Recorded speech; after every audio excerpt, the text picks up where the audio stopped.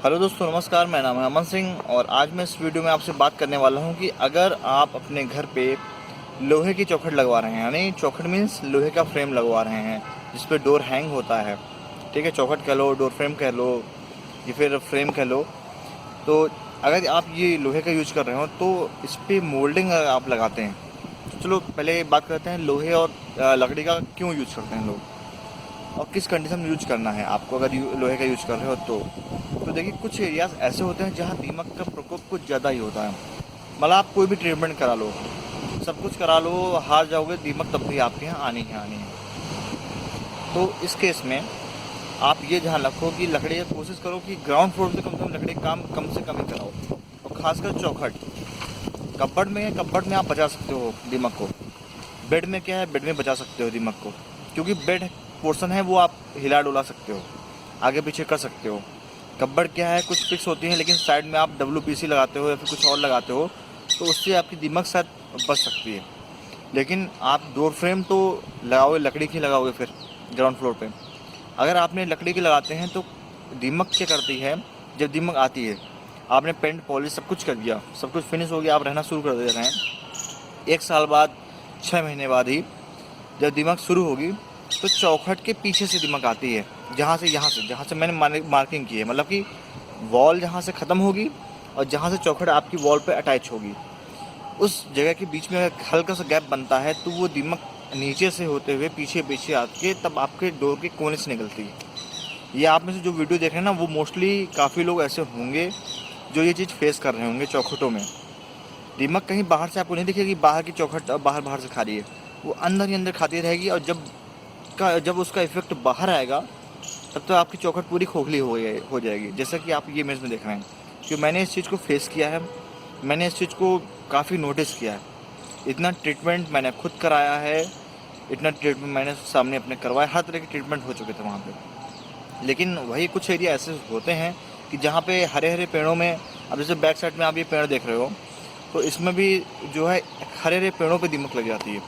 ऐसे ऐसे एरियाज़ होते हैं और आप में से कई सारे लोग होंगे जो ऐसे एरियाज़ में रहते होंगे जहाँ दीमक बहुत ही हद से ज़्यादा होती है। तो उस केस में आप चौखट जो है, और सब चीज़ चलो आप टेबल मेज कुर्सी कुछ भी आप लकड़ी की और प्लाई की बनवा लो, बेड भी बनवा लो, कोई दिक्कत नहीं होगी। या थोड़ा सा सेफ्टी रखनी पड़ेगी, लेकिन आप अगर चौखट बनवा दो, चौखट वहाँ पे आप लोहे की रखो। अब काफ़ी लोग इसमें कहोगे यार लोहे की चौखट में पेंट कैसे करेंगे, वो तो लोहे की दिखेगी, कोई आएगा, हमने इतना पैसा घर में लगाया है तो लोहे की चौखटों में यार देख के कहेगा यार इतना सब कुछ पैसा लगाने में लोहे की चौखट लगवाए हो। काफ़ी लोग दिखाने के चक्कर में काफ़ी लोग ज़बरदस्ती लकड़ी की ठोंक देते हैं। लेकिन ऐसा नहीं, देखो आजकल हर चीज़ की मतलब पॉसिबिलिटी है। पॉसिबिलिटी कहने का मतलब मेरा ये है, अगर आप लोहे की चौखट लगाते हो, ठीक है, जैसा कि आप ये इमेज देख लो या फिर फोटो या वीडियो देख लो आप, ये चौखट इस जगह बनी हुई है, यहाँ पे लोहे की चौखट बनी हुई है।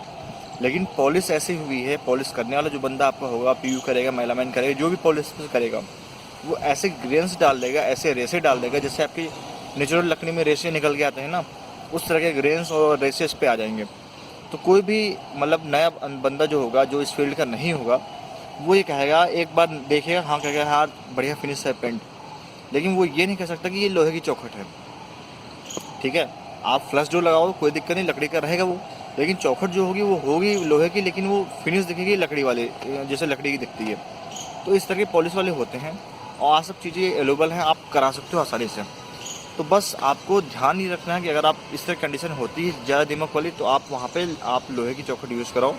ज़्यादा आपको लकड़ी की उसमें वेस्टेज करना, फालतू में पैसे डालना वहाँ बेकार है कि आप लकड़ी की बेकार हो जाए। कि लकड़ी और लोहे में 3-4 गुने का अंतर पड़ जाता है, एक तो कॉस्टिंग वाइज भी, और फिर उसमें ज़्यादा खर्चा होता है पेंट पॉलिश का लकड़ी में, और लोहे में थोड़ा कम खर्चा होता है लकड़ी के मुकाबले। अब करना क्या है यहाँ पे आपको, यहाँ पे बात हो रही थी, इतना चलो इतनी हो गई डिस्कशन, लेकिन चलो ये भी आपके काम की चीज़ है, वो थोड़ा सा लंबा खिंच गया हिसाब।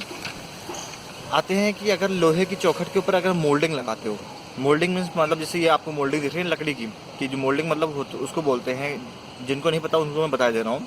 जैसे आपका ये फ्रेम लग गया और ये वॉल होगी, वॉल और जो फ्रेम के बीच में क्रैक कभी ना कभी आता है। तो इस क्रैक को छुपाने के लिए, इस क्रैक को थोड़ा सा हाइड हो जाए और थोड़ा डोर का लुक भी अच्छा सा, लुक एंड फील अच्छा आ जाए, तो उसके लिए लोग मोल्डिंग लगाते हैं। अब मोल्डिंग डिपेंड होती है लोगों के बजट के ऊपर।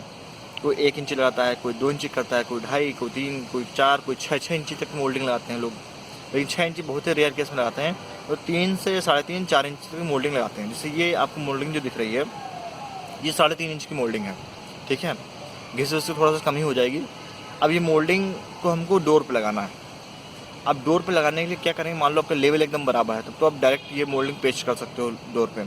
अब यहाँ पे आप देखो, इस डोर ये है लोहे का, अब इसमें पीओपी हुई है तो थोड़ा सा लेवल आगे पीछे हो गया है डोर और उसका फ्रेम का, और ये फ्रेम भी थोड़ा पतला रह गया। तो यहाँ पे क्या लकड़ी का एक वो लगाया गया है, मतलब मोल्डिंग को बराबर और दीवार के फेस से करने के लिए लकड़ी का एक हल्का सा पट्टा काट के लगाया गया है फंटी टाइप में। अब इस लकड़ी की जो अंदर आपकी ये जो दिख रही है लकड़ी, यहाँ पे जहाँ पे एरो मैंने दिखाया है आपको, तो इस लकड़ी को इस पर कोई ग्लू से या फिर किसी चीज़ से चिपकाया नहीं गया है। इसको इस पर कील के थ्रू लगाया गया है चौखट पे, लोहे की चौखट पे। अब काफ़ी कारपेंटरों को नहीं पता होता है कि लोहे की चौखट पे हम मोल्डिंग लगा सकते हैं, क्योंकि मैंने जस्ट 2 या 3 दिन पहले ऐसा ही इत्तेफाक से ऐसा हो गया कि मेरे 2 क्लाइंट थे, तो एक यहाँ काम हो चला था, तो उसके कारपेंटर ने मना कर दिया, उनके कारपेंटर ने कि भाई लोहे की चौखट पे ये मोल्डिंग नहीं लग पाएगी, कैसे लगाएंगे। और मेरी साइड पे ये चीज़ हो रही थी, तो मैंने कहा चलो भाई ऐसा ऐसा कर ले। तो कुछ लोगों को कारपेंटर को नहीं पता होता है कि कैसे क्या लगना है, और कुछ कारपेंटर ऐसे होते हैं जिनको भाई जितना ठीक ठाक काम करते हैं, इनको इतना एक्सपीरियंस हो जाता है इन सब चीज़ों का, कहाँ पे कैसे लगानी है, कैसे क्या पेश करनी है। तो वही चीज़ें देखोगे, जब कराओगे तो चीज़ें पता चलती हैं कैसे क्या चीज़ होती हैं। तो ये जो स्क्रू लगाते हैं, इसको बोलते हैं, ये लोग कारपेंटर की लैंग्वेज में सेल्फ स्क्रू बोलते हैं। और सेल्फ स्क्रू आप बोलोगे तो अलग अलग शायद कुछ क्वालिटी के हो, लेकिन आप ये इमेज में देखो, ये है स्क्रू, ये स्क्रू कह लो या फिर बिट कह लो इनको, मतलब स्क्रू हैं, होते स्क्रू हैं, लेकिन जैसे बिट होती है ना अपनी हैमर वाली, फिर ड्रिल करने वाली बिट, तो उसके आगे जो नोक होती है इसकी इस तरह की होती है, हल्के से बिट टाइप में, जिससे ये लगाते हैं तो ये लोहे की उस पर जाके फंस जाती है।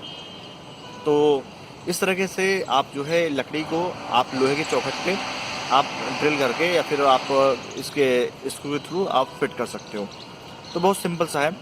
आप मतलब ये कंफ्यूज और काफ़ी लोग होते हैं, नहीं जो कारपेंटर लोग बोल देते हैं नहीं यार लोहे की चौखट पे मोल्डिंग कैसे पेस्ट करें, नहीं हो पाएगा, इसको कुछ और करो। तो उनके लिए ये था कि हिसाब कि आप अगर लोहे की चौखट पे मोल्डिंग लगाना है लकड़ी की, तो आप इस तरीके से लगा सकते हो। तो दोस्तों बस वीडियो में इतना ही। अगर वीडियो पसंद आई हो तो लाइक जरूर करिएगा, सब्सक्राइब जरूर करिएगा, शेयर जरूर करिएगा। वीडियो देखने के लिए धन्यवाद। जय हिंद, वंदे मातरम।